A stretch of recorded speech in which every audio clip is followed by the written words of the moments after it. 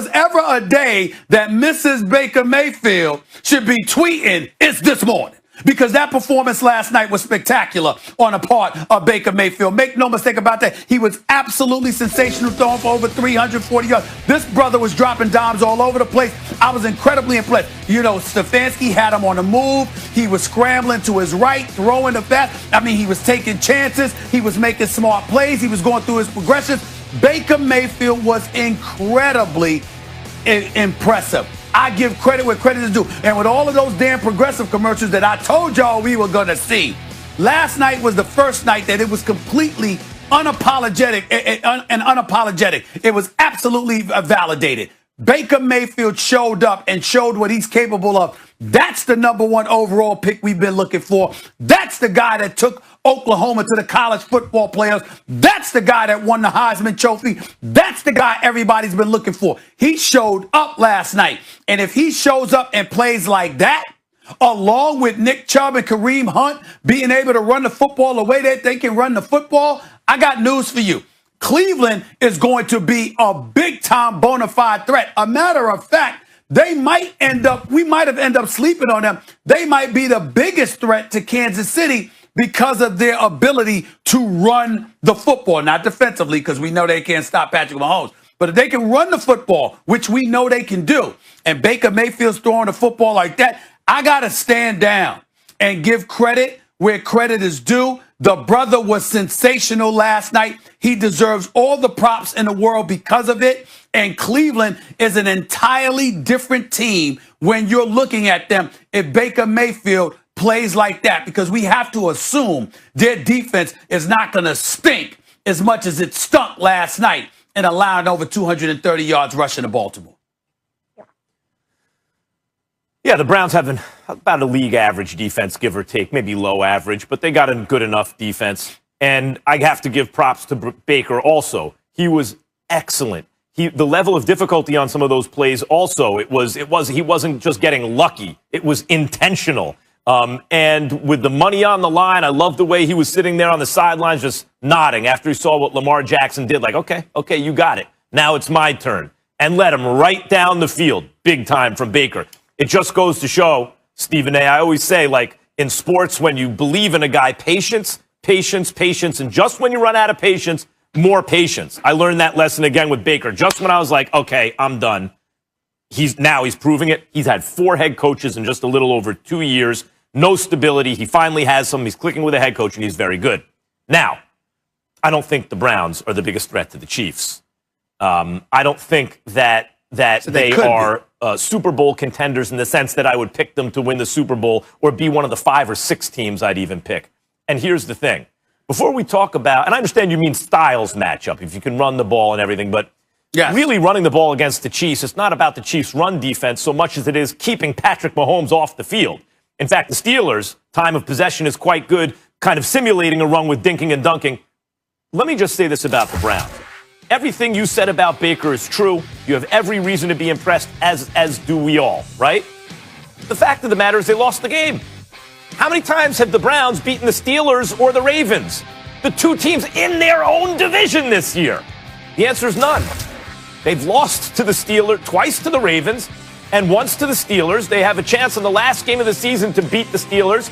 I'll take the Steelers. Right? And so if you're the 3rd best team in your own division with the money on the line, I can't consider you a Super Bowl contender unless you're in the best division in football. And I also don't believe that's the case. I'll still take the NFC West in spite of certain teams' struggles in that division recently. So Baker and the Browns showed that they are a good and ascending team. That what I've been saying, in fact, you said it too. Get Odell and Baker away from each other. When we were talking about trade Odell Beckham, it wasn't just Baker's no good, Odell needs to go. It's that these two don't have chemistry, and they're probably going to perform better separate than together. And I think Baker's showing you that. He has a connection with Jarvis Landry, spreading the ball around. Joko almost made, or maybe even should have made, a catch on a nice throw from Baker. High level of difficulty, but it was catchable. But he's spreading the ball around. The running game is working. The defense is good enough with Odell away from him. Still, Is it good enough to beat the Chiefs? It wasn't good enough to beat the Ravens last night. It wasn't good enough to beat the Ravens week 1. It wasn't good enough to beat the Steelers. The Chiefs are better than both those teams. Well, listen, it was good enough to beat Indy. It was good enough to beat Tennessee, and we know both of those teams are capable of beating some teams in the AFC. Number one. Number two, I'm glad you illuminated the fact. I'm talking styles when I'm talking about the Chiefs. We know that the Browns, particularly at this point, ain't on the Chiefs level. But I'm just talking about styles. If Nick Chubb and Kareem Hunt can run the football, and oh, by the way, you got Kareem Hunt catching passes out of the backfield or what have you, that's something that can't be ignored as well. And how potent their offense could be. Again, if Baker Mayfield plays that way and they run the football effectively, those are the kind of things that can happen. The other thing that I wanted to say to both you and Molly is this. I think it was in November of 2018. It was a Monday night game. It was the Chiefs and the Los Angeles Rams. I was at that game. I was in the suite. You can appreciate this, Max. I was in the suite for ESPN LA radio.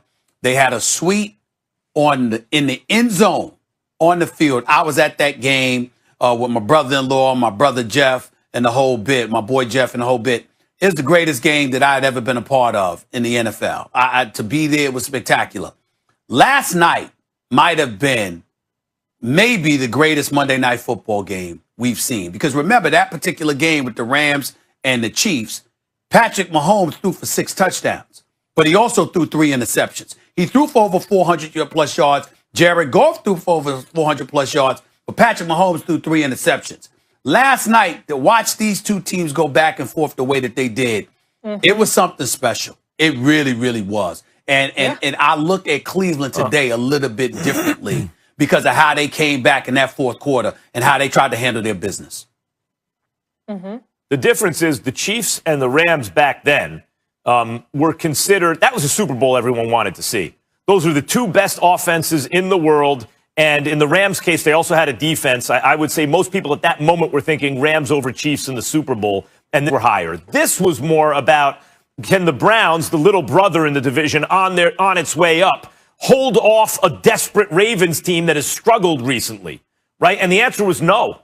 They played well. They're heading in the right direction. Insofar as there are moral victories in the NFL, that was one for the Browns and for Baker Mayfield.